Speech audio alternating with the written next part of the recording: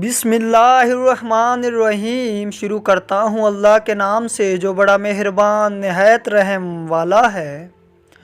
اگر آپ کی وجہ سے کسی کی عزت پر الفاظ کسنے شروع ہو جائیں تو یاد رکھیے گا یہ الفاظ آپ کے مستقبل کی جھلکیاں ہوں گے جو آپ کو واپس آپ کے اپنوں سے، گھر والوں سے ملیں گے، کیونکہ جیسا کرو گے ویسا بھرو گے اور جو دو گے دگنا ہو کر واپس آپ کی جانب ضرور آئے گا، کیونکہ قدرت احسان نہیں رکھتی۔ دوسروں سے نکل کر اپنے آپ میں دیکھنا سیکھیے، سب کچھ آپ کے اپنے اندر پوشیدہ ہے۔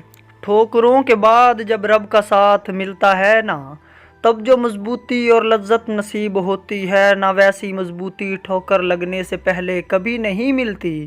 اکثر ٹھوکریں رب سے ملا دیتی ہیں۔ یہ ٹھوکریں لگتی ہی اس لیے ہیں کہ بندہ رب سے رجوع کر لے۔ دکھ ایسے ہی تو زندگی کا حصہ نہیں بنتے، یہ اسی وقت زندگی میں داخل ہوتے ہیں جب آپ کا اپنے رب سے فاصلہ بڑھ جاتا ہے، جب آپ دنیاوی کاموں اور خواہشات نفس میں اللہ کو بھول جاتے ہیں۔ تب یہ یاد کروانے آتے ہیں کہ آپ محتاج ہیں اس رب کے۔ اس بات سے انکار نہیں، کبھی کبھی واقعہ آزمائش بہت سخت ہوتی ہے، گراؤ تنگ ہوتا ہے اور دل مایوس ہو جاتا ہے، مگر یقین جانیے آپ کا رب اس طرح کے حالات میں آپ کے اور زیادہ قریب ہوتا ہے۔ اس کو علم ہوتا ہے کہ اس کے بندے کو ضرورت ہے اس کی، بس اپنے مسئلے اللہ کو بتائیے اور پھر مطمئن رہنے کی عادت ڈال لیجیے۔